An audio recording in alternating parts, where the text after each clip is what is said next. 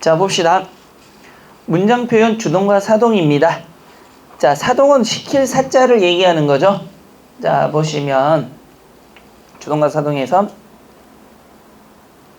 주어가 동작을 시키는 것을 주동 밑줄 치시고요. 동작을 시키는 것을 주동. 주어가 남에게 동작을 하도록 시키는 것을 사동 밑줄 치시고요. 자, 첫 번째 사동문의 종류는 파생적 사동이 있습니다. 그래서 파생접사 뭐가 있죠? 이히, 리기, 우구, 추 밑줄 치시고요. 통사적 사동 연결어미 개에 밑줄 칠까요? 연결어미 개에 보조용은 하다나 시키다를 붙여서 실현한다. 하다나 시키다를 붙여서 실현한다. 밑줄 치시기 바랍니다. 자, 사동에서 여러분들 사동에서 문제가 나올 만한 게 뭐가 있냐면요. 첫 번째는 우리 여기서 보듯이 모양만 사동인 경우들이 있습니다.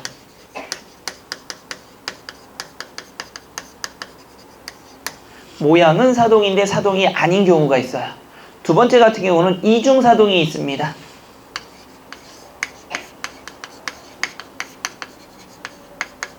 자, 이중사동은 쓰면 될까요? 안 될까요? 가능합니다. 그래서 이거 잘 보셔야 돼요. 이중피동은 돼요? 안 돼요? 안 돼요. 이중사동은 가능합니다. 이게 문제가 되는 거예요. 세 번째, 사동의 모성이라는 게 있습니다.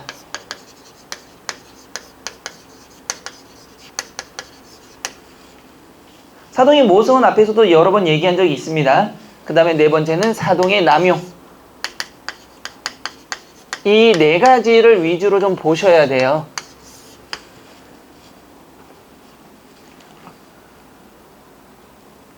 됐죠?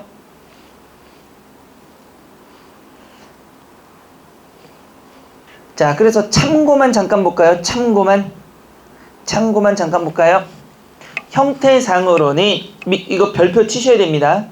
박스 특수한 경우는 아예 박스 돌리시고 별표 치시기 바랍니다. 참고해서. 자, 형태상으로는 분명히 사동이고 역사적 변청 과정도 사동사와 관계 있는 것으로 보이지만 밑줄 현대 국어에서는 사동으로 볼 수 없는 동사인 경우가 있다. 암기라고 적으시기 바랍니다. 이거를 바로 모양만 사동이라고 하는 겁니다. 이게 모양만 사동의 형태. 보세요. 우리 집에서 소를 먹인다죠. 먹다에다가 이가 붙었으니까 사동인 것 같은데 사동이 아닙니다. 다른 의미가 있다는 얘기예요. 사육이라는 다른 의미를 갖고 있다는 얘기입니다.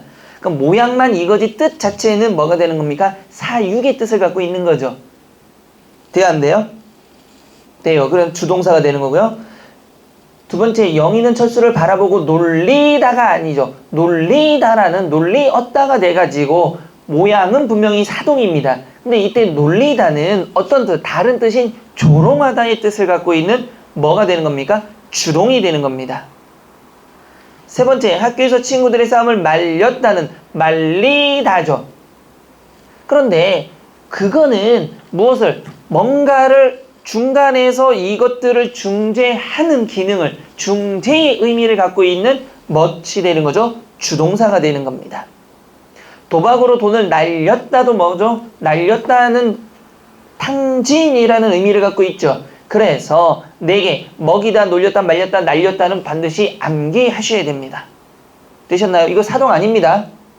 뭐죠? 주동입니다. 다른 의미를 갖고 있어요. 주동의 의무. 그래서 이 4개가 첫 번째는 뭐? 모양만 사동인 경우입니다. 됐죠? 모양만 사동 4가지 뭐가 있습니까? 먹이다, 놀리다, 날리다. 하나 더. 그렇죠. 이런 식으로 암기하셔야 되는 겁니다. 다른 뜻을 갖고 있다. 자, 두 번째 보시면 일부 단어에는 사동 전미사를 밑줄 칠까요? 사동 전미사를 2개씩 사용하는 경우도 있다. 어법에 맞는 표현까지 밑줄 치시고 이게 뭡니까? 이중 사동인 겁니다. 가능하다고 얘기했습니다. 세우다가 있죠. 자동차를 세우다.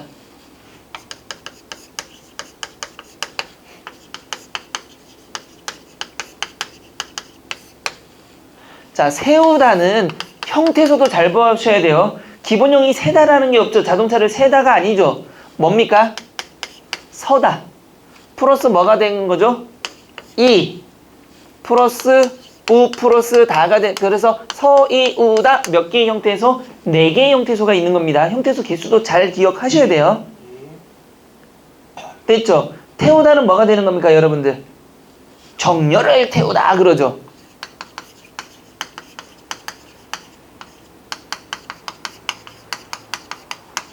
태우다도 마찬가지 기본형이 뭡니까? 타다죠, 타다. 타 플러스 뭐죠? 이 플러스 우 플러스 다가 되는 겁니다. 그러니까 이런 것들 이중 사동 허용이 되는 겁니다. 재우다는요, 누구를 재우면 돼요? 아기를 재우다니까 자다 플러스 이 플러스 우 플러스 다가 되는 거죠. 그 다음에 채우다. 뭐를 채우면 돼요? 잔을 채우다.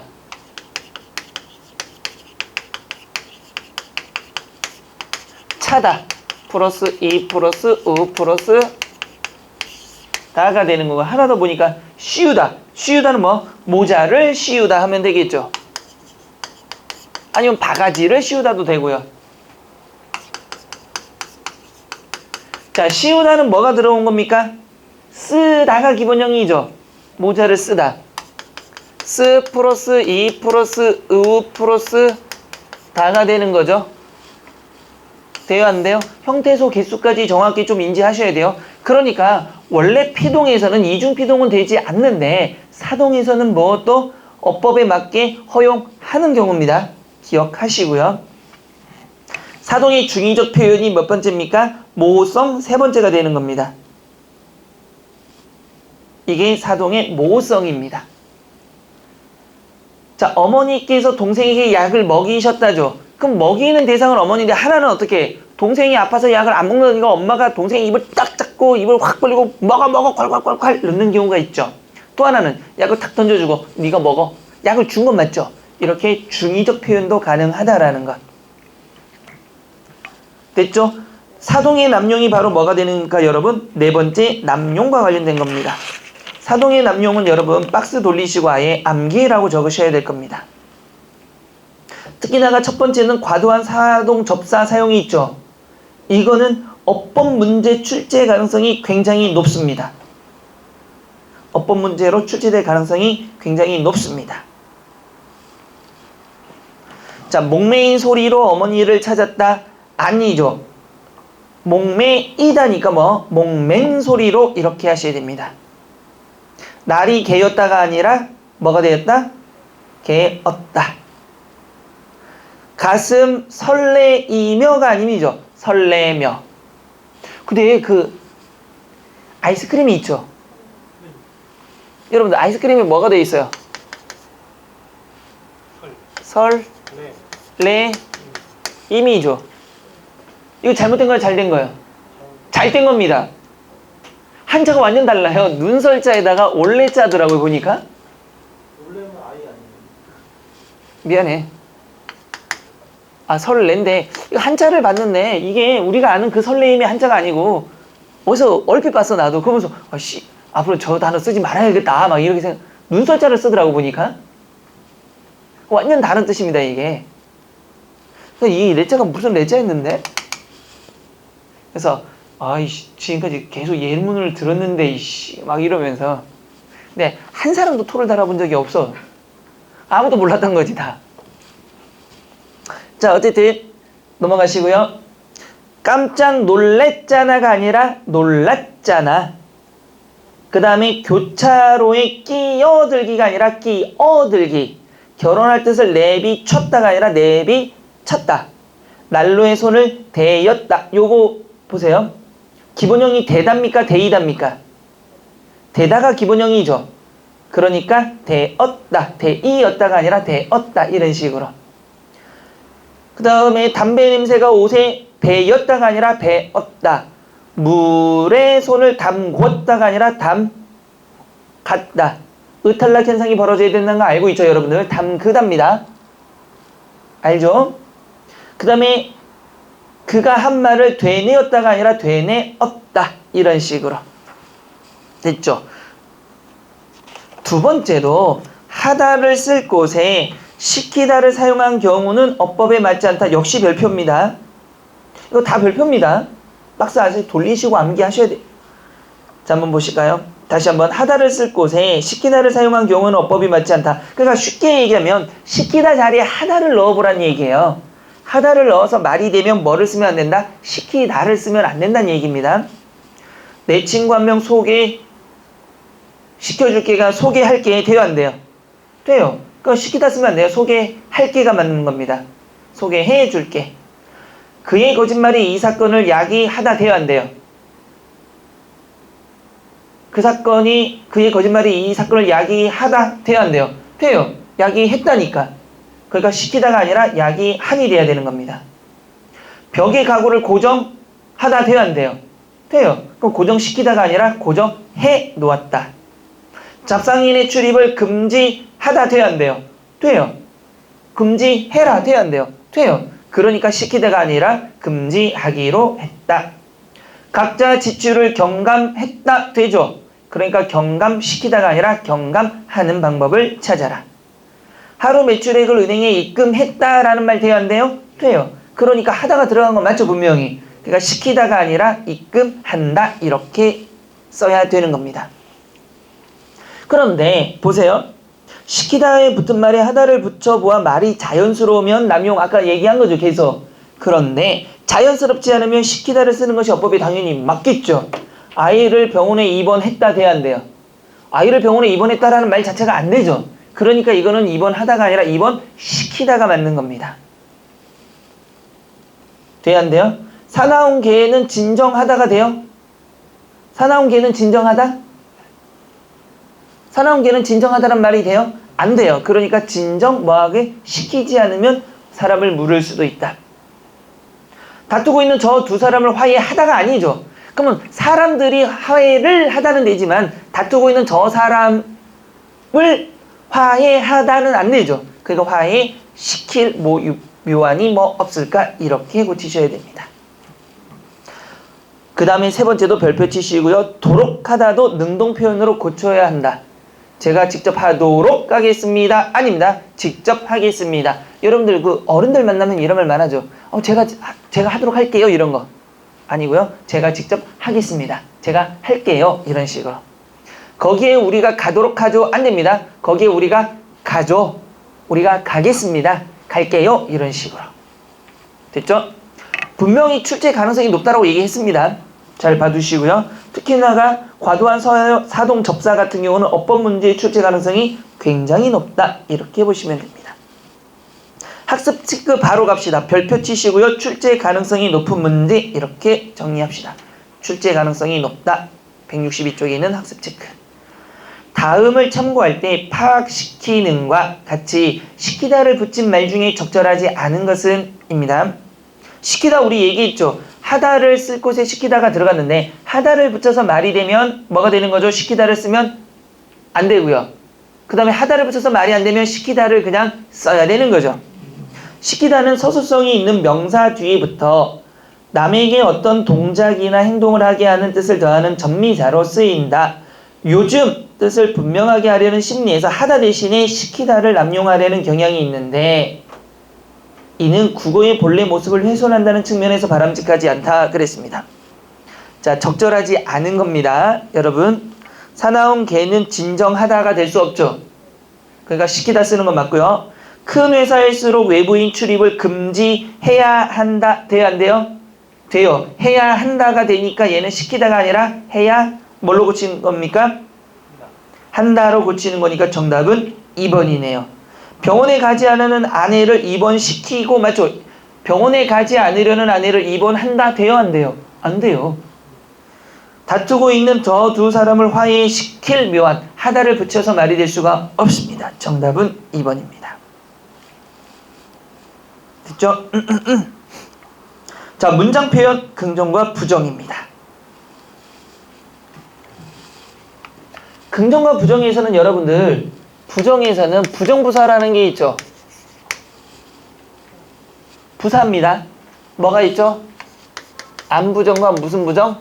못 부정이 있다. 안 부정은 무슨 부정? 의지 부정.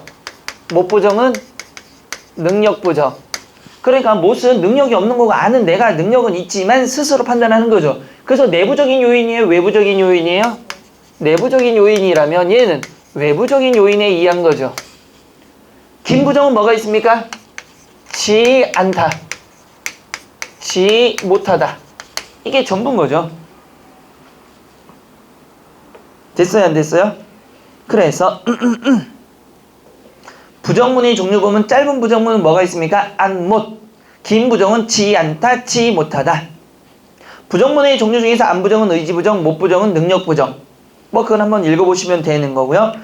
부정문의 중의성 별표 치시기 바랍니다.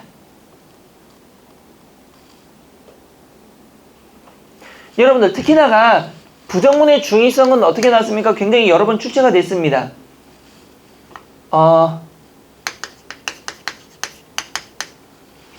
대표적인 예문이 그거였죠.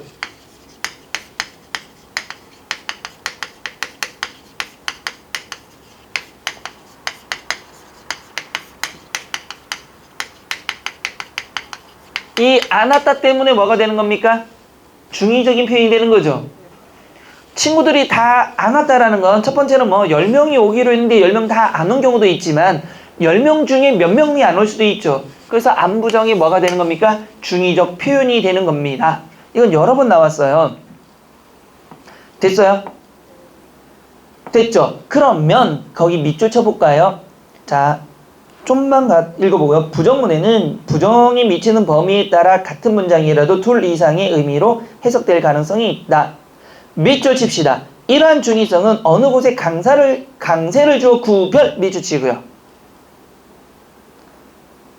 다시 밑줄 칠까요? 밑줄 치고 얘는 괄호까지 칩시다. 보조사는 도만을 넣어서 해수할 수 있다. 밑줄 치시고 는 도만을 넣어 해수할 수 있다.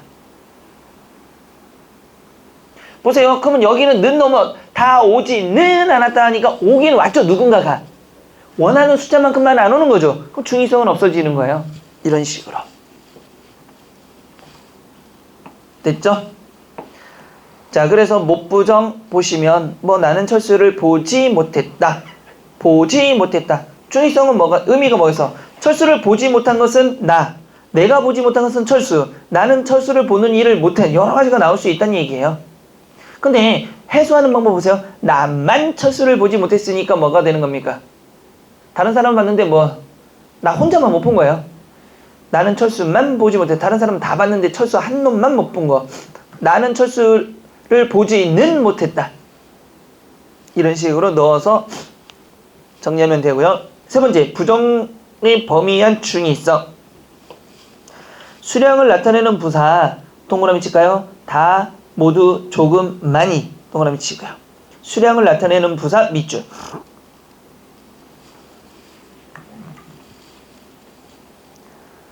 등이 있으며 부정의 범위에 그 부사의 의미가 포함될 수 있고 그렇지 않은 경우가 있어서 밑줄 칠까요? 두 가지 의미로 해석이 가능하다. 계속 같은 말을 반복하고 있다는 느낌이 들 겁니다.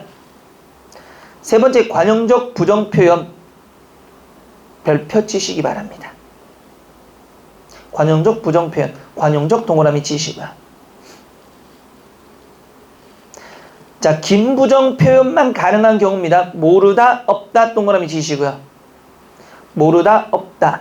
특수부정어로 짧은 부정 표현은 불가능하고 밑줄. 긴 부정 표현만 가능 밑줄. 별표. 모르다, 없다는 긴 부정 표현만 가능. 그러니까 모르다, 없다는 뭐가 되는 겁니까? 않다, 못 이런 게 안, 못은 없고요. 지 않다, 지 못하다만 붙는 겁니다. 그래서 모르지 않다, 없지 않다, 안 모르다, 안 없다 이런 건 돼요, 안 돼요? 안 돼요. 모르지 않다, 없지 않다. 그런데 여러분이 물론 별표는 쳤지만 이거 암기사항 아닙니다. 여러분들이 문장을 만들어 보세요. 되나 안 되나? 그 사람은 천재라 뭘 말해도 모르지 않다죠. 뭘 말해도 모르다 이런 말 없잖아요. 그 다음에 2번은 별표 여러 개를 치시고요. 옆에다가 띄어쓰기에 주의라고 적으시기 바랍니다. 짧은 부정문의 형태가 관용 표현으로 굳어진 경우 띄어쓰기에 주의. 여러분 보세요. 원래 부정부사는 안과 못은 품사가 뭡니까? 부사죠. 그래서 뭐가 돼야 돼요? 원래는 띄어 쓰셔야 되는 거죠. 부사니까 품사니까 띄어 써야 되죠. 그런데 뭐 하지 않는 경우가 있다? 관용적으로 굳어져서 띄어 쓰지 않는 경우들이 있다 이거예요. 그런 말을 하면 못 써요. 바르지 않다라는 관용적 표현으로 못 써요. 에이 못 써 이런 말 들어봤죠. 그러니까 못 부정이지만 관용적으로 쓰이기 때문에 써와 뭐가 된다? 붙여 쓰셔야 됩니다. 그래서 띄어쓰기 조심하셔야 돼요. 홍수의 피해를 당했다니 참 안 됐네. 안부정이 됐죠. 그렇지만 붙여야 되고요. 불쌍하다는 뜻을 갖고 있으니까요. 동생과 싸우다니 못난 녀석, 어리석은의 의미를 갖고 있으니까 뭐가? 붙여 쓰셔야 되고요. 그 사람 너무 못생겼어. 용모가 우울하다는 뜻이죠. 죄송하다는 뜻이죠. 그러니까 뭐가 돼야 됩니까? 붙여 쓰셔야 됩니다. 이거는요.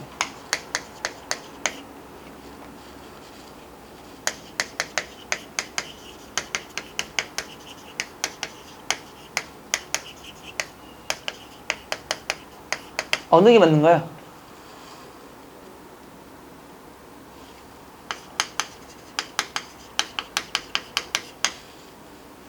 위에 게 맞는 거죠. 관용적으로 뭐? 낫지 않다는 뜻이죠.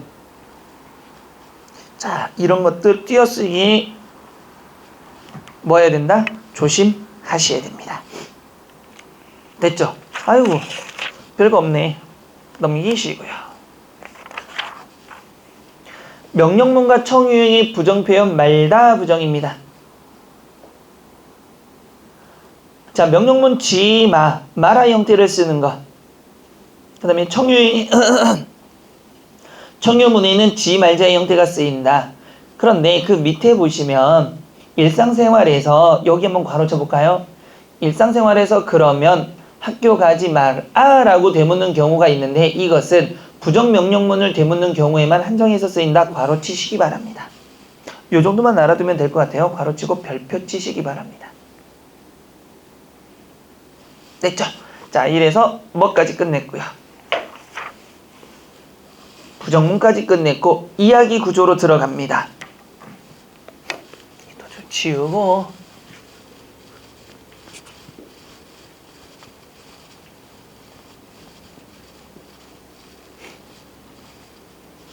오늘 낮에부터 굉장히 날씨가 추워진다면서 비가 그쳤네? 새가 날아가는 거 보니까 비가 그쳤으니까 이제 갑자기 영하로 뚝뚝뚝 떨어진다면서 뭐 금요일날쯤은 영하 4도가 최고 온다던데? 뭐 어쩌란 얘기지 도대체? 근데 겨울에 영하 4도는 참을만 합니다. 근데 갑자기 이런 날 갑자기 영하 4도로 딱 떨어지면 체감 온도가 어마어마하잖아요. 사실상 같은 옷을 입었는데도 금요일날 걱정이야. 그래서 수업을 안 할까 생각 중이에요. 너무 추워서. 아니 그냥 웃자고 하는 소리지. 거기서 진짜로 수업하는 사람이 춥다고 수업 안 할까? 아 웃자고 하는 소리를 저렇게 죽자고 진지하게 달려들면 목요일날도 영하입니다. 낮 기온이. 목요일도 하지 말까? 아침부터 추운데. 이게 추우면 여러분들은 잘 모르죠. 운전하는 사람 입장에서 갑자기 추워지거나 비가 오거나 이러면 굉장히 싫어합니다. 왜일까요? 눈이 오거나 이러면 차가 막혀. 추우면 사람들이 대중교통 타기 싫어서 집에 있는 차를 끌고 나옵니다. 아 그러면 1시간 20분 걸리는 거리가 1시간 40분 또는 2시간이 걸려. 아 너무 싫어. 나는 개인적으로 만약에 내가 서울시장이면 강제로 키로수가 5km 이내를 가는 사람은 무조건 5km, 10km 이내는 무조건 차를 뭐하라 놔두고 다녀라 라는 법을 만들고 싶어. 그렇지 않아요? 아닌가? 다 대중교통 타라고. 마트 갈 때? 그럼 가야지 뭐. 아니 마트 갈 때는 허락을 받는 거죠. 마트에 산 물건도 조금 들 거면은 뭐 자유민주주의 공화국에서 뭘 할 수가 있겠어. 그냥 말만 하는 겁니다. 다 불가능해요 사실상. 근데 너무 막히니까 짜증이 나는 거지. 너무 막히니까. 아니 저는 개인적으로 집에서 가까운 거리 갈 때 있잖아요. 차를 가지고 가네? 생각해보니 내가 그럴 만한 뭐는 아닌데 아니 근데 나는 이제 여러 군데 다니다 보니까 갈 때마다 화가 나는 거야. 화가 나는 거지. 그래서 요즘 뭐 면허증만 따면 차를 사니. 운전하는 사람. 아, 면허증. 운전 안 해? 장난. 장놈? 운전해? 지금 하긴 했었는데 지금 안 해. 근데 아직까지 우리 친구 중에 운전을 안 하는 친구가 있는데 대중교통이 훨씬 빠르다 그러더라고. 난 잘 모르겠는데 빠르다 그러더라고. 아시는 분은 차를 안 사가지고 택시 타고. 그거는 아, 그것도 맞는 말이에요. 자동차는 굉장히 많은 돈이 듭니다. 생각보다. 들어가는 돈이 굉장히 많아요. 특히 외국에서 온 차를 타고 다니면 더 많아요. 모든 게 비싸. 왜 그런지 모르겠네.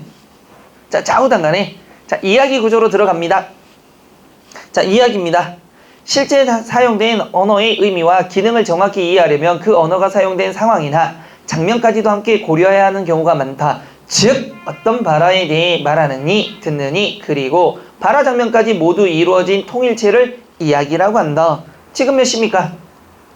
자, 상황을 고려하지 않는다면 이 말은 현재 시각을 물어보는 것 말이다. 그러나 만약 이것이 상사가 지각한 부하 직원에게 하는 상황이 붙어있다라면 뭐가 되는 거예요? 너 왜 늦었어? 이런 뜻이 되는 거죠.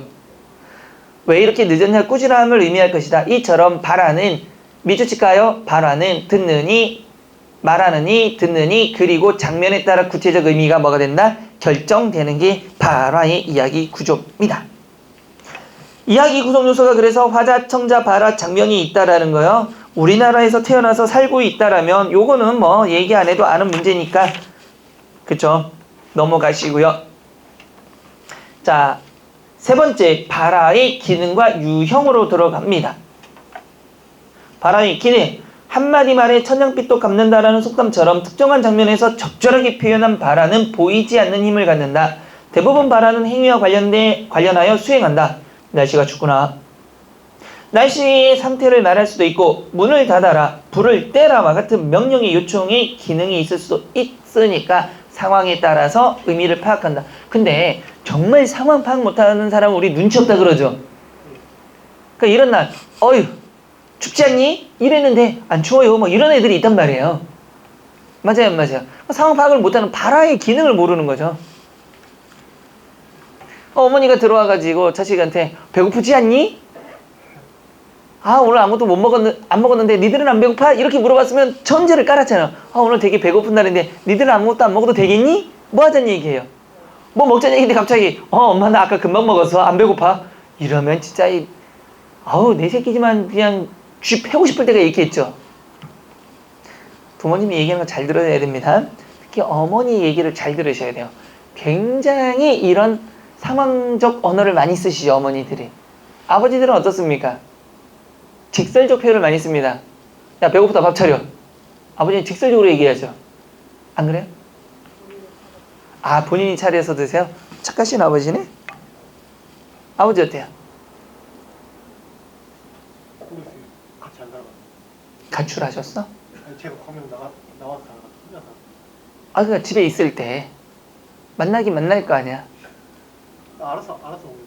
아, 그렇게 얘기하는데 누가 보면 아버지 가출하신 줄 왜 그래 발언해. 이게 잘 생각해서 해야지. 집에서 잘 안 살아가. 20살 이후.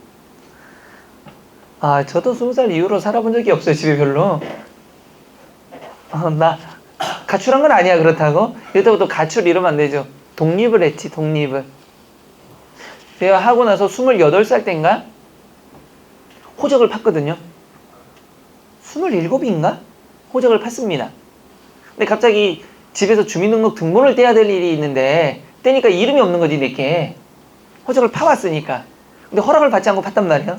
왜냐면 그때 뭐 할 일이 있는데 아니 몰라 하고. 그래서 저는 원래 고향이 제주도지만 본적지가 서울로 돼 있습니다. 서울에 살 때 호적을 팠기 때문에 서울시 영등포구 당산동으로 돼 있어요. 그때 살 때 거기서 팠으니까. 그러면 제주도 사람인데 호적이 서울이야. 그래서 그때 우리 아버지가 노발대발 해가지고 너는 도대체가 아니 언젠가 장가를 가면 파긴 파야 되는데 그 전에 팠다고 그게 화를 낼 일인가 싶기도 했는데 근데 또 이제 가만히 생각해보니까 그럴 수 있다. 그거는 가족 관계를 어떻게 정리하는 문제인데 얘기를 하고 하는 게 맞지 않나라는 생각도 들긴 들어. 근데 너무 욕을 먹어서 배가 너무 불러가지고 한 그렇게 그 뭐 욕을 하거나 이러지 않으신 분이고 그냥 법보다 주먹이라고 어릴 때는 쥐 패는 걸 우선 너무 욕을 많이 먹으니까 이제 감당이 안 돼가지고 그랬던 기억도 납니다. 그래서 본적지는 서울 시민이에요. 고향은 제주도. 족보가 이상해. 자, 어쨌든 봅시다. 자, 다만의 유형을 보시면 다만의 유형과 인용, 거기 간접바라 말고요. 인용바라 있죠. 다만의 유형 중에서 인용바라만 별표 치시기 바랍니다. 인용바라만 별표 치시기 바라고요. 자, 다마 바라의 기능과 유형 보면 바라의 기능. 다마의 유형 두 번째. 직접 바라. 정보 전달 및 명령, 요청, 질문, 제안, 약속, 경고, 축하 등의 행위와 관련된 의도를 직접적으로 표출하는 바라. 축구나 창문 닫아라 명령. 간접 바라. 이야기 장면이 그 의미가 결정되며 좀 더 공손한 표현. 문 좀 닫아주시겠습니까? 그런데 인용 바라 별표치라 그랬죠. 어떤 사람이 말을 전달하거나 책, 방송 같은 매체 동그라미 치고요. 통해 알게 되는 것도 인용 바라다. 어제는 열차가 30분이나 연착이 됐답니다. 이건 어떤 사람의 말을 전달한 거죠. 그러니까 이런 건 전부 인용 발화라는 거 기억해 두시기 바랍니다. 나머지는요, 여러분들 그냥 한번 읽어보시기 바래요. 크게 뭐 나올 거리들이 없고 나오더라도 문제가 되는 게 없습니다. 학습 체크만 하고 넘어갑시다. 학습 체크는 살짝 별표 치실까요? 다음을 참고할 때 밑줄 친 말이 기억에 가장 가까운 것. 청유문은 화자가 청자에게 같이 행동할 것을 요청하는 문장이다. 밑줄 칠까요? 행동할 것을 요청 밑줄. 여러분, 청유와 명령문은 뭐라는 겁니까? 뭘 하는 거죠? 행동의 변화를 유도하는 거죠. 즉, 청유문은 청유형음이 자, 읍시다 등이 붙는 서술의 행동을 화자와 청자가 공동으로 하도록 유발하는 것이다. 그러나 간혹 청자만 행하기를 바라거나 화자만 행하려는 행동을 나타낼 때도 쓰인다. 그러면 기억은 화자만 하라 이거죠. 식사를 먼저 마친 사람들이 귀찮게 말을 걸 때 밥 좀 먹읍시다. 이거는 뭡니까? 밥 좀 먹읍시다. 이거는 뭐죠? 밥 좀 먹읍시다는 뭐가 되는 거야? 누구만 하는 거? 내만. 말하는 사람 나만. 니들은 떠들고 야, 나 좀 먹자 이거죠. 두 번째, 엄마가 아이에게 약을 먹일 때 자, 이리 와 약 먹자. 이건 무슨 말이죠? 약 먹자. 그럼 뭐 해야 돼요? 듣는 놈도 와야 돼요. 듣는 놈이 일단 와야 돼요. 엄마가 먹을 건 아니니까. 다툰 친구에게 화해를 청하면서 오늘 영화나 같이 보러 가자. 둘 다 행동을 요구하는 거죠. 반장이 떠드는 친구들에게 조용히 좀 하자. 누가 해야 돼요? 듣는 청자가 조용해야 되는 거죠. 근데 이때 보면 여러분 학교 다닐 때 보면 알지만 반장이 더 시끄러워. 그쵸? 넘어갑시다. 나머지들을 한 번씩 풀어보시면 되고요. 자, 생활 문법입니다.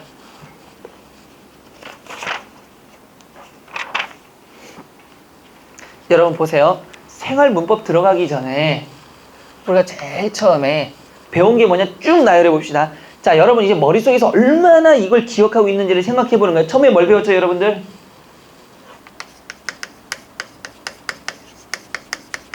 제자 원리를 배웠죠. 제자 원리 뭐가 있었습니까? 자음. 자음과 모음의 제자 원리. 자, 이거 쓰시는 거예요. 여러분, 종이 펴. 종이 펴.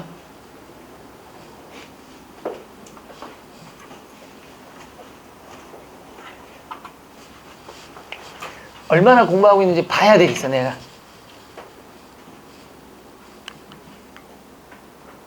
하얀 종이 하나씩 펴봅시다. 강의 듣는 학생들도 하얀 종이 쫙 펴고. 첫 번째 우리 뭐 배웠습니까? 언어 일반에 대해서 배웠습니다. 그 중에 첫 번째 제자 원리 배웠고요. 자, 여러분 이거 하고 여러분이 이제 채워볼 겁니다. 제자 원리 아까 뭐가 있죠? 뭐과 무엇의 원리?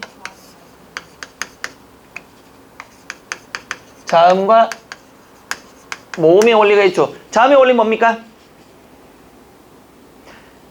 발음 기관의 모형을 뭐하고?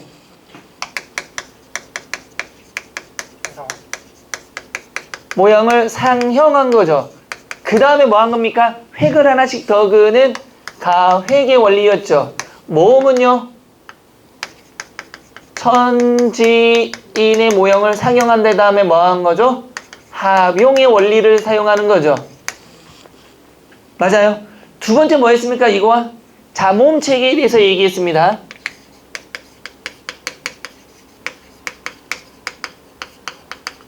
자, 자모음 체계 한번 얘기해 보세요. 아는 대로. 자음 몇 개? 다 할 수는 없으니까 자음 몇 개? 현대국어 자음 몇 개? 파열음의 삼중체계까지 포함해서 자음 몇 개? 19개. 원래 킹세종 오빠가 만들 때는 몇 개였습니까? 28글자밖에 없었죠. 그런데 현대국어에서는 자음 19개. 모음, 단모음 몇 개? 10개. 10개. 모음 사각도에 의해서. 이중모음 몇 개? 11. 그래서 총 몇 개? 40개의 자모음 체계가 있다라는 거. 근데 여기는 지금 생략하는 겁니다. 자음 모음 체계를 다 생략한 거예요. 이거를 머릿속에 그리셔야 돼요. 세 번째 뭐 배웠어요? 그 다음에 우리 교재로 넘어가면서 언어에 뭘 배웠습니까? 일반성을 배웠죠. 언어 일반성 몇 개가 있습니까, 여러분? 7개. 뭐가 있죠? 기, 자, 사, 역, 분, 개, 추. 이렇게 적는 거예요. 큰 테마를.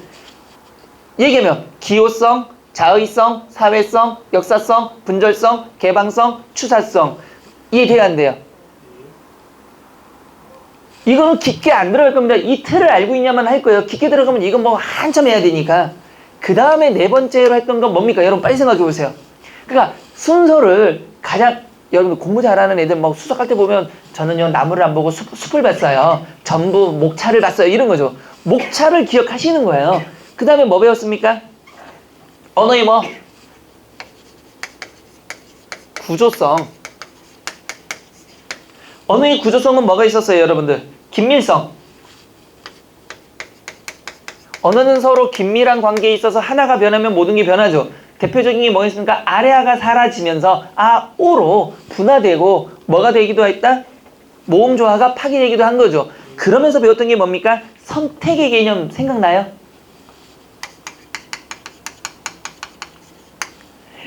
뭐는?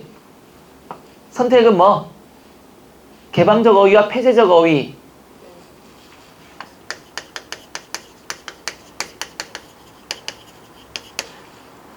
개방적 어휘는 뭐가 있습니까? 폐쇄적 어휘는 문법 단위였죠. 개방적 어휘는 언어 단위였죠. 보세요. 뭐뭐를 보다 해서 을을 보다, 영화를 보다, 자동차를 보다. 어휘에는 무한정 들어가지만 영이 띵 간다, 영이는 간다, 영이도 간다. 이런 건 한정되게 문법적인 것만 따지는 거죠. 그게 개방이냐 폐쇄적 선택이냐. 그걸 배웠고요. 또 우리 의문과 뭘 배웠습니까? 담화를 하면서 의문은 뭐가 되지만 선택에서 뭐가 되지만 문장에 뭐는 되지만 의문은 뭐가 되다? 구성 요소는 될 뿐 뭐는 되지 않아요. 구조가 되지 못하고. 생각나요?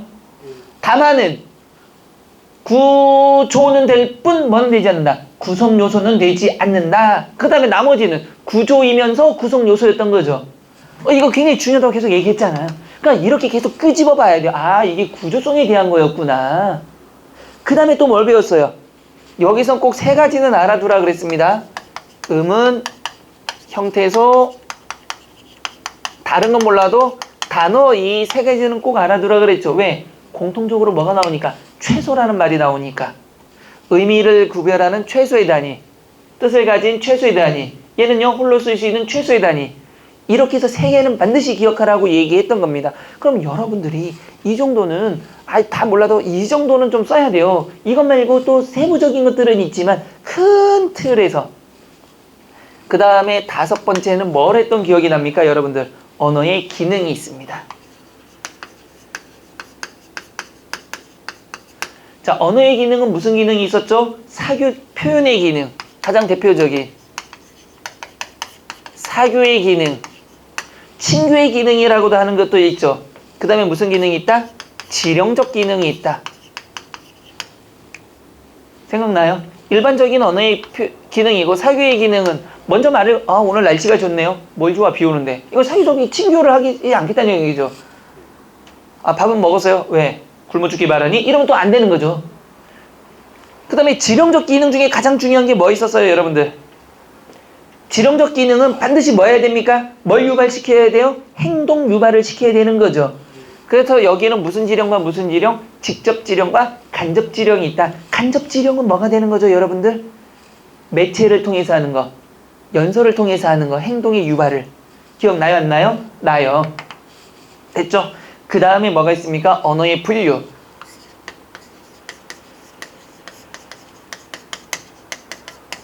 우리는 언어가 무슨 언어입니까? 알타이 어족이죠.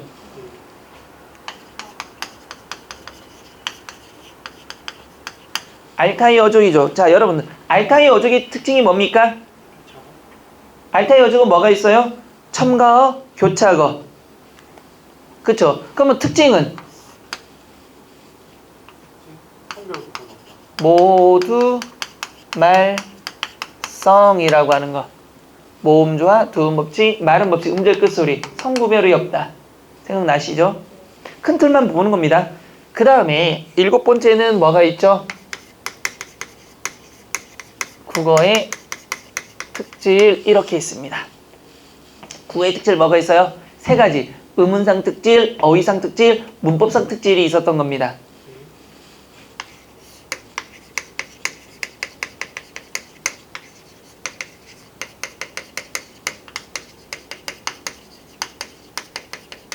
자, 의문상 특질에는 뭐가 있었어요, 여러분들? 파열음의 몇 체계? 3중 체계. 또 뭐가 있어요? 생각나는 대로 얘기해봐요. 두음법칙 배웠죠? 그 다음에 음절 끝소리도 배웠죠? 또 뭐 배웠어요? 모음조화, 그 다음에 모음조화. 그 다음에 사이소리 현상도 배웠고, 음상의 발달, 자음동화.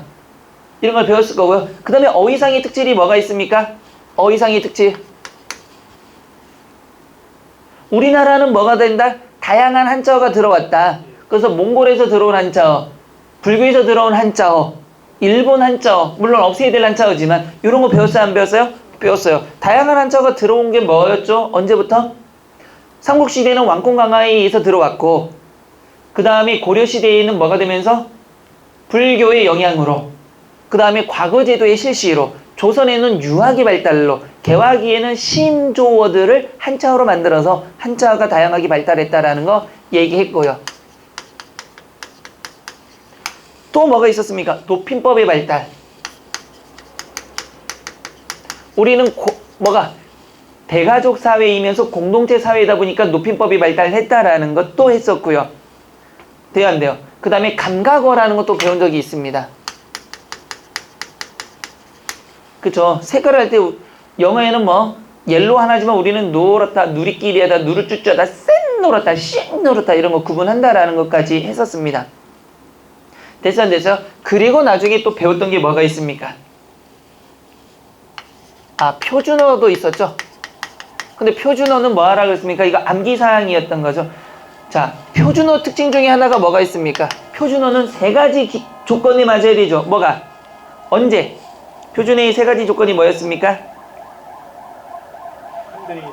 현재 어디에서? 현재 서울에서 누가 쓰는? 교양 있는 사람들이 쓰는 거죠. 그러니까 현재는 시대, 서울은 지역. 교양은 난리 났어. 이제 이거 내면 또 어떻게 할 거야? 시대, 지리, 계층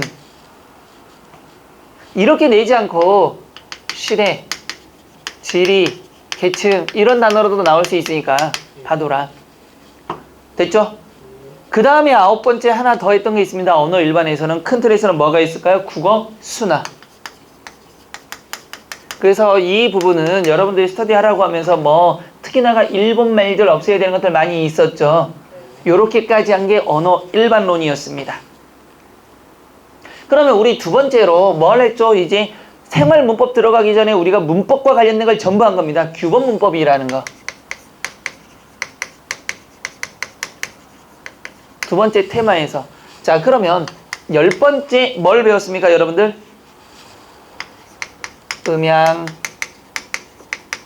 음성, 또 뭐가 있죠? 음운.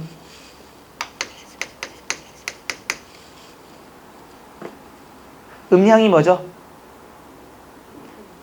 자연 발생적인 소리인데 소리를 낼 수 없는데 그렇다고 생각해서 만드는 거죠. 그 다음에 음성과 음운은 구분하는 거 물리적인 거고 추상적인 거고 구체적, 개별적 다 기억나시죠? 이것들을 여러분들이 머릿속에서 그려내셔야 되고요. 돼야 안 돼요? 음성은 뭡니까 여러분들? 물리적인 거죠. 또요? 개별적인 거고 구체적인 거고 비변별적인 거죠. 반면에 음운이란 건요. 관념, 보편, 추상, 변별적인 것. 그 다음에 뭘 배웠습니까 여러분들? 또 중요하게 여기라 그랬던 거 변이음이라는 걸 배웠습니다. 변이음이 뭡니까? 울림소리와 울림소리 사이에 파열음이 들어가면 뭐가 된다? 얘가 지가 뭔 줄 알고 울림소리인 줄 알고 모양은 그대로지만 소리에서 무슨 소리가 나버린다? 울림소리로 바뀌는 변이 현상이 벌어진다라는 거죠. 돼야 안 돼요? 그거 뭡니까? 쉽게 얘기하면 울림과 울림 사이에 바다 가자가 오면 되는 거죠. 근데 이때 울림소리에는 두 가지가 있습니다. 모음은 모두 울림소리고 뭐가 있죠? 마누라야 라는 울림소리도 상관이 없는 겁니다. 됐죠? 그 다음에 뭐가 돼 있습니까? 물론 장단이, 음의 장단이라는 게 있어요. 근데 우리 이거 잘 구분 못해요. 하늘에서 눈이 오니 눈으로 보니까 예쁘더라. 말을 타고 말을 하니 이런 식으로. 근데 이거는 어쩔 수 없이 뭐 해야 됩니까? 여러분들이 자꾸 봐야 된다라고 얘기했던 부분이고요. 또 뭐가 있습니까? 음절이 있습니다. 음절에 대해서 배웠어. 여러분 음절이 뭡니까? 초성 몇 개? 조심하셔야 돼요. 초성이니까 자음이죠. 맞아요, 안 맞아요? 몇 개예요?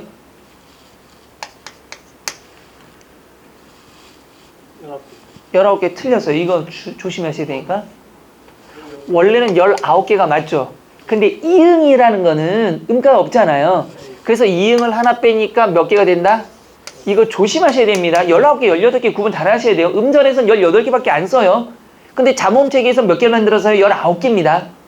요거 때문에 요거 쓴 거예요, 일부러. 중성에서는 몇 개가 쓰여요? 아, 이제 뻔하잖아. 나올 수 있는 게 몇 개밖에 없어요, 중성은. 총 몇 개니까? 40개였으니까. 몇 개가 나오면 돼? 21개. 왜냐면 이 정도면 다 쓸 수 있잖아요. 종성은요?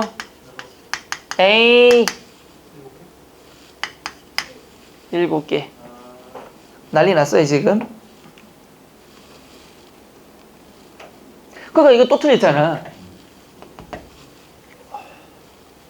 그 다음에 14번째 음절 뒤에 우리가 했던 게 뭡니까? 교체라는 걸 배웁니다. 교체의 가장 대표적인 게 뭐죠? 대표음, 음절 끝소리 또는 뭐 중화, 대치라고 하는 거죠. 용어가 다르기 때문에 다 알아두셔야 됩니다. 뭐가 있습니까? 그녀 다리만 봐요. 7개. 그 다음에 우리가 했던 게 동화현상을 배우죠.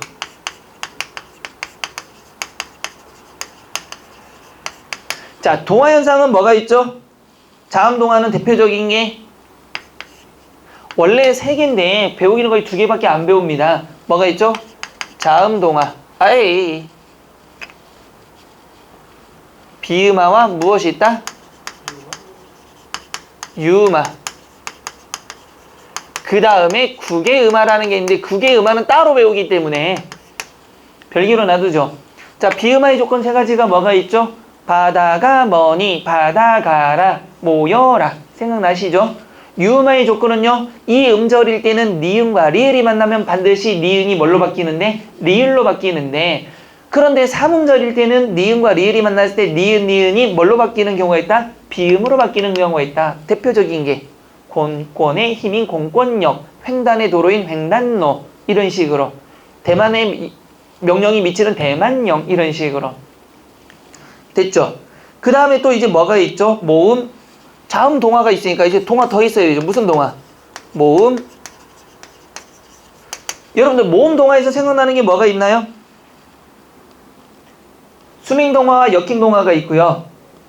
그쵸? 또 이 모음이나 이 선행 모음을 이 모음이나 반모음 이를 만나면 무슨 동화? 역행 동화가 됐을 때 역행 동화는 뭐가 아니다?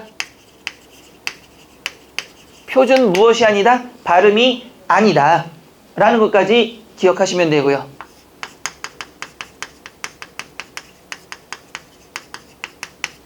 열일곱 번째. 뭘 배웠을까요? 그 다음에 모음.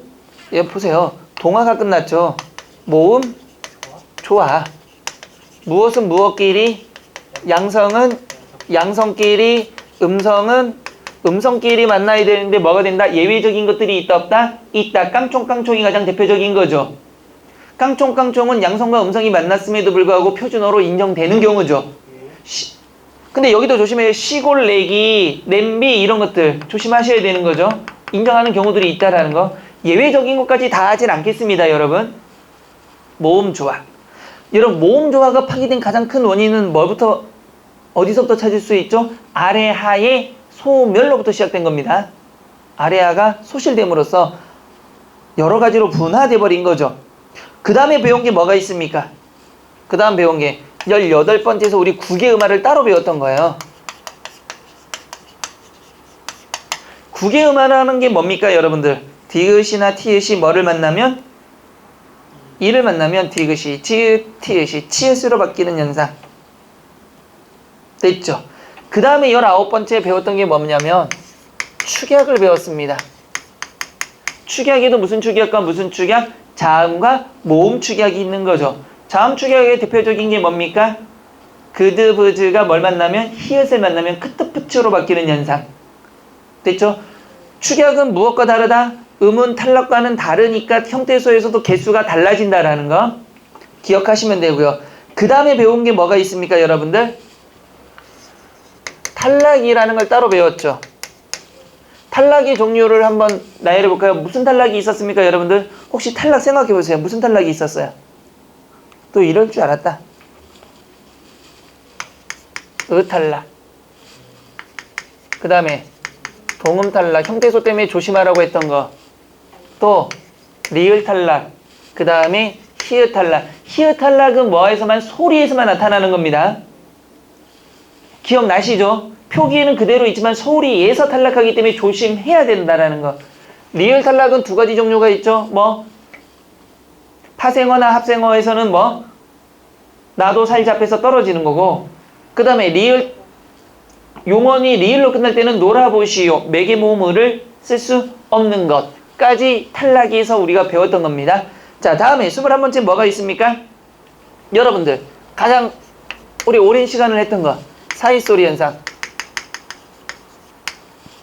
사이소리 현상에서 대전제 두 개를 쓰면 첫 번째는 뭐가 된다? 합성어가 돼야 되고, 두 번째는 뭐가 돼야 된다? 올림 소리가 돼야 된다. 됐죠? 이거 기억나실 거예요. 그래서 첫 번째 조건은 뭐가 되는 거죠? 합성어에서 뒤에 예사소리가 된 소리가 되면 사이소리를 받쳐 적는데, 문제는 시옷은 뭐에 포함되지 않는다? 형태소 개수가 아니다. 그런데 자음이면 시옷을 받쳐 적지 않는다. 됐죠? 두 번째는 뭐가 있었습니까? 뭐인 경우에? 뒤에 니은이나 미음일 때, 뒤에 소리가 니은이나 미음일 때 앞에가 뭐가 덧나면 니은 소리가 덧나는 경우가 있고요. 세 번째는 앞에 소리가 뭐에 관계없이, 울림 소리에 관계없이 뒤에 소리가 이 모음이나 이 선행 모음이 왔을 때 니은 또는 니은, 니은이 첨가되면 이것도 뭐가 된다? 사이소리 현상이 되고, 마지막으로 한자 합성어 6개 제외시켜야 된다. 뭐가 있죠?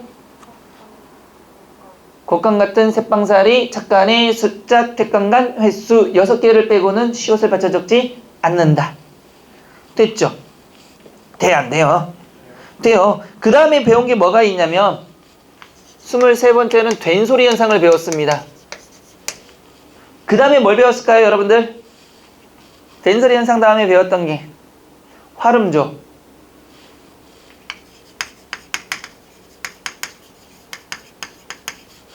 그 다음에 또 배웠던 게 뭐가 있을까요? 활음저담에. 이제 생각이 안 나죠. 호전연상.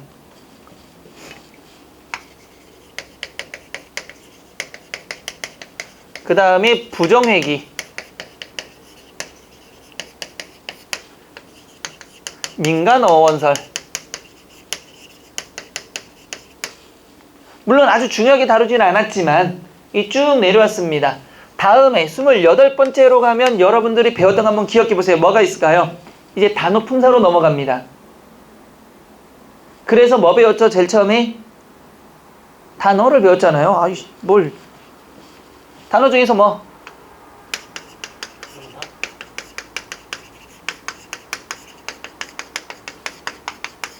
명사, 대명사, 수사를 배웠잖아요. 됐죠? 자, 명사에는 뭐 배웠습니까?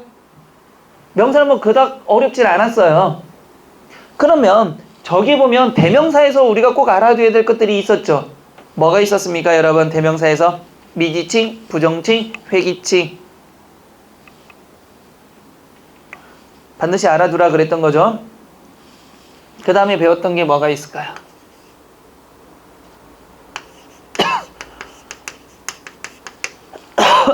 조사. 조사에서 우리가 또 알아둬야 될 게 몇 개 있었는데 뭐 생각나요? 조사의 종류는 크게 몇 가지로, 세 가지로. 무슨 조사? 격조사, 보조사, 하나 더 접속조사. 격조사는 몇 개? 하나만. 보조사는 여러 개가 올 수 있죠. 그래서 조사는 뭐가 여러 개가 결합할 수 있다 없다? 있다. 격조사는 하나밖에 안 된다. 자, 조사 다음에 우리가 배웠던 게 뭡니까? 용언을 배웠습니다. 여기다 적을까? 용언에서 가장 중요했던 거 여러분 생각해보세요. 뭘 배웠을까요? 용언에서 가장 중요하다고 생각했던 거. 어간어미에서 다른 건 문제가 안 되는데 규칙과 불규칙도 배웠지만 뭐 전성어미라는 거 특히나가 전성어미가 뭡니까? 품사를 바뀌어버린 건 명사, 그 다음에 부사, 전성어미, 관형사형 전성어미 이런 게 있었죠. 됐어요? 안 됐어요? 그 다음에 규칙과 불규칙 중에서 특히 불규칙 정도를 알아봅시다. 전성어미라는 거를 기억해 두시고요. 그 다음에 불규칙. 불규칙에는 뭐가 있다? 어간불규칙, 어미불규칙, 어간 플러스 어미불규칙이 있는 거죠. 어간불규칙 뭐가 있습니까, 여러분? 사도바우루. 어미불규칙 열하너라. 그 다음에 어간어미불규칙 히읗. 그렇죠. 자, 그리고 나서 수식어를 배웠습니다. 수식어는 뭐가 있나요? 부사와 관형사가 있는데 이 중에서 관형사는 알아둬야 되는 거죠. 품사통용 생각나세요? 주어와 서술성이 있냐 없냐 기억나실 겁니다. 그래서 저거는 품사통용을 좀 잘 봐둬야 되는 파트고요. 그 다음에 배웠던 게 뭐가 있죠, 여러분들? 독립어과 형태소가 있습니다.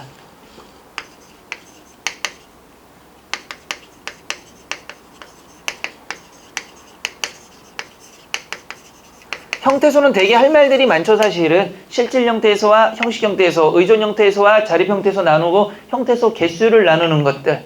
저것도 연습을 좀 했었고요. 그 다음에 형태소 끝나니까 여러분 배운 게 뭐가 있습니까? 단어입니다, 이제. 단어는 어떤 게 있죠?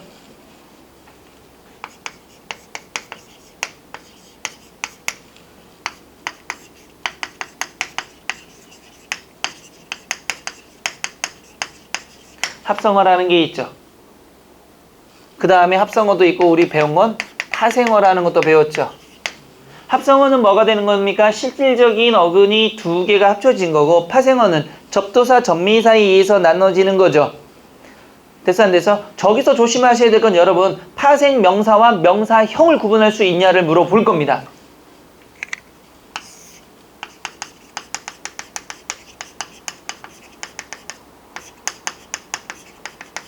이때 뭐뭐형이 붙는 건 뭐가 바뀌지 않는다? 품사가 바뀌지 않고 기능만 얘의 기능을 하는 거고 파생이 붙으면 품사 자체가 뭐가 되는 겁니까? 바뀌어 버리는 거죠.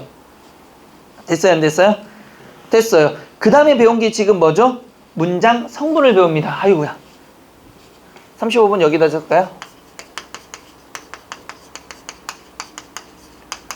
문장 성분 뭐가 있습니까? 필수 성분과 부속 성분으로 나눠서 필수 성분은 주어, 목적어, 서술어, 보어. 부속 성분은 관형어, 부사어, 독립어까지 있다라는 것. 그거는 알아두시면 되고요. 그 다음에 문장에는 또 뭐가 있습니까? 혼문장과 겹문장이라는 게 있었고요. 다음에 배우는 거.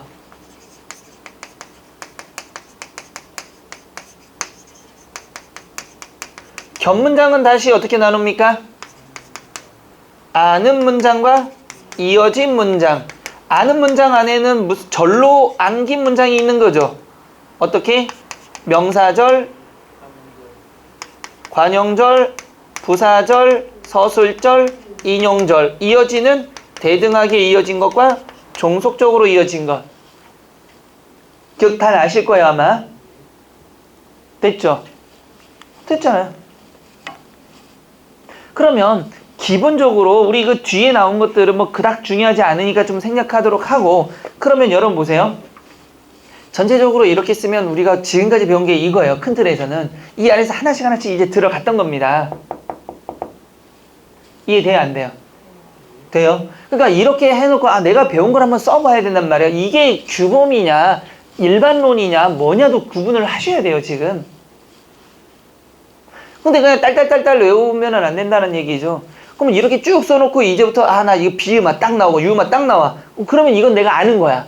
이제 뭐만 하면 돼요? 문제 적용만 하면 되는 거야. 근데 이게 나왔는데 문장 성분이 뭐였지? 혼문장, 겹문장, 명사절이 뭐에 의해서 실현되더라? 이러면 이거 다시 해야 된다는 얘기예요. 자, 명사절은 빨리 나와요. 명사절 뭐에 의해서? 미음, 음기, 니은거, 니은바, 기능, 주어, 목적어, 부사어. 바뀌는 이유는 조사에 따라서 주격 조사가 오면 주어의 기능, 목적격 조사가 오면 목적어의 기능, 부사격 조사가 오면 부사어의 기능. 자, 관형절은 니은, 리을, 던 뭐의 기능? 관형어의 기능. 이렇게 해서 나오면 이제 이론이 된 거예요.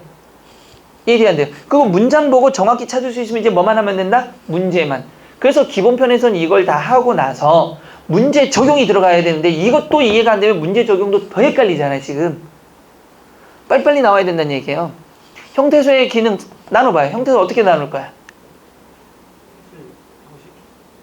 실질 형식은 어떻게 나눠? 그럼 뭐야? 뭐에 따라서?